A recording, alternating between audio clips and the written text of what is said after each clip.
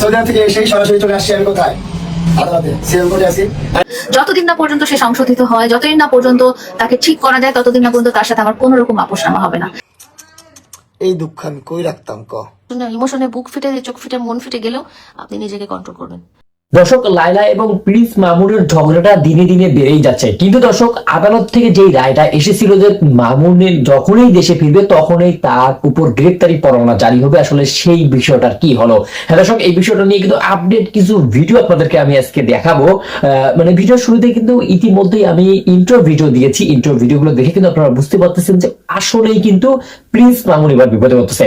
আর যদি প্রিন্স মামুন বিপদে না পড়ে, তাহলে কিন্তু এটা বুঝে নিতে হবে যে প্রিন্স মামুন এবং লায়লার মধ্যে কোনো একটা সমঝোতা হয়েছে। হ্যাঁ দর্শক, এই সব কিছু বিষয় নিয়ে কিন্তু বিস্তারিত একটা ভিডিও আমি আজকে আপনাদেরকে দেখাবো, তাই আপনারা ভিডিওটি একটু স্কিপ না করে সম্পূর্ণ ভিডিওটি A to Z দেখার চেষ্টা করবেন। তো দর্শক, আর কথা না বাড়িয়ে সর্বপ্রথম আমরা কিছু ভিডিও দেখবো। আমরা কিছু ইন্ট্রো ভিডিও আপনাদেরকে ইতিমধ্যে দেখিয়েছি, বিস্তারিত ভিডিও দেখবো, তাহলে কিন্তু আপনারা বুঝতে পারবেন, জানতে পারবেন।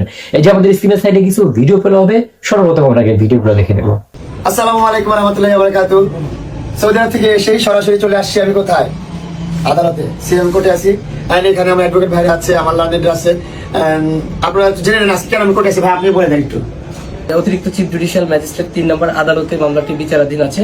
তো এই মামলাটার তারিখ করেছিল 31/12/2025, কিন্তু ওই দিন বন্ধ থাকায় পরবর্তী দিনে অর্থাৎ 1/1/2026 তারিখে এই মামলাটা বিচারের জন্য বিজ্ঞ আদালতে উপস্থাপন করা হয়। ওই দিন নিয়ম অনুযায়ী আব্দুল্লাহ আল মামুনের জামিন নেওয়া প্রয়োজন ছিল, কিন্তু আব্দুল্লাহ আল মামুন তিনি সৌদি আরবে পবিত্র উমরা পালন করতে যাওয়ার কারণে বিজ্ঞ আদালতে উপস্থিত হতে পারে নাই। আদালতের প্রতি আমরা শ্রদ্ধাশীল হওয়ায় উক্ত দিনে আমরা অর্থাৎ 1/1/2026 তারিখে একটা সময়ের আবেদন করেছিলাম, কিন্তু আইনের বাধ্যবাধকতা থাকায় বিজ্ঞ আদালত জামিনটি বাতিল করে চার্জ গঠন করে এবং আব্দুল্লাহ আল মামুনের বিরুদ্ধে 28/1/2026 তারিখে আমরা স্বেচ্ছা আত্মসমর্পণ পূর্বক বিজ্ঞ আদালতে একটি প্রতি উপস্থাপন সহ আমরা জামিনের প্রার্থনা করি। বিজ্ঞ আদালত আমাদের বিস্তারিত শুনে এবং ডকুমেন্ট দেখে সন্তুষ্টি হয়ে আগামী ধার্য তারিখ পর্যন্ত জামিন মঞ্জুর করেছে। এই জন্যই আসলে আজকে আব্দুল্লাহ আল মামুনকে বিজ্ঞ আদালতে আসতে হয়েছে এবং আলহামদুলিল্লাহ সে জামিন পেয়েছে এবং এখন থেকে আর অরেঞ্জ সংক্রান্ত কোনো ঝামেলা রইল না। এখন আমার সামনে আসলে আমি একটু বিজ্ঞত কথা বলি। তো এর মধ্যে ভাই অনেকের প্রশ্ন আছে, অনেকে বলে যে মামুন পালা চলে গেছে, দেশ ছেড়ে চলে গেছে, মামলার ভয়ে পালাইছে দেশ ছেড়ে। ভাই বিষয়টা এরকম না।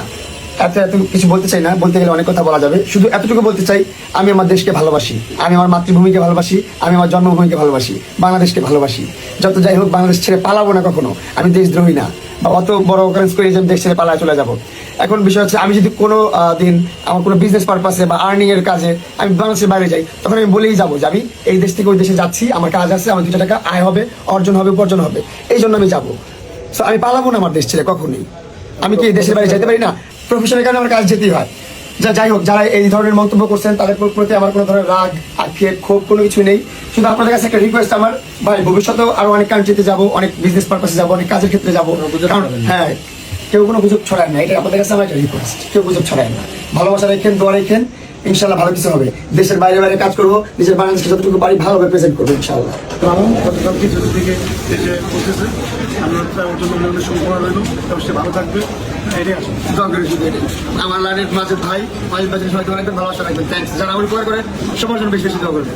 ছেলেকে নিতে চাও, সেটা কেমন হতে হবে? পার্সোনাল লাইফে না, ভিডিও করার লাইফে।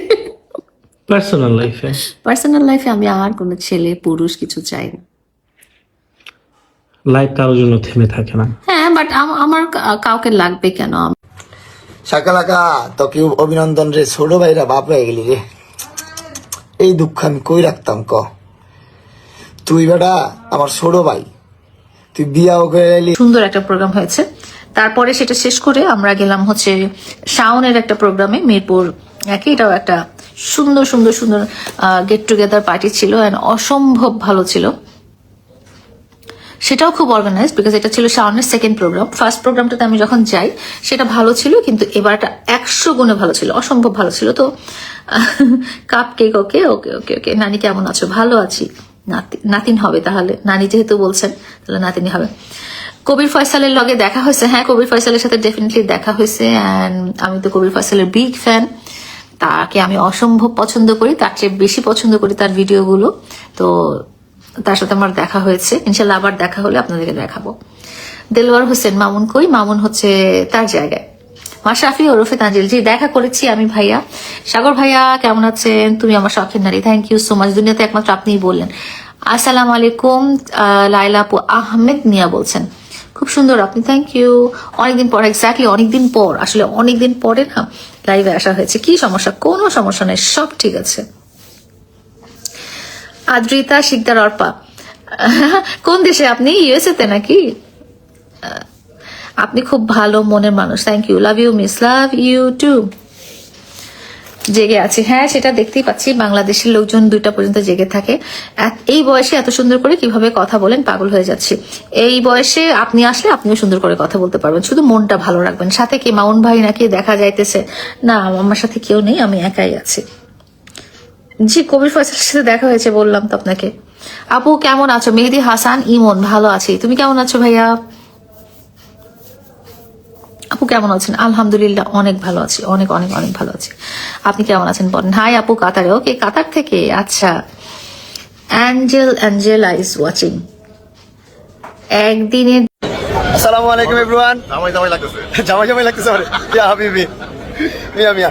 সো বাংলাদেশ এসে সর্বপ্রথম যে কাজটা ছিল আমার কোর্টে আসার কাজ, কারণ যেহেতু ওমরা করার কারণে আমার নামে একটা ওয়ারেন্ট বের হয়েছে, গ্রেফতারি পরোয়ানা। সো যে কোনো মুহূর্তে আমাকে রাস্তাঘাট থেকে মানুষ না পুলিশ ধরে নিয়ে যাবে, এই জন্য আমি চলে আসছি কোর্টে একটা জামিন নিতে। আমি জামিন নিয়ে আবার ঢাকা শহরে বাংলাদেশের মানুষ দেশের মাটিতে মুক্তভাবে ঘুরতে চাই।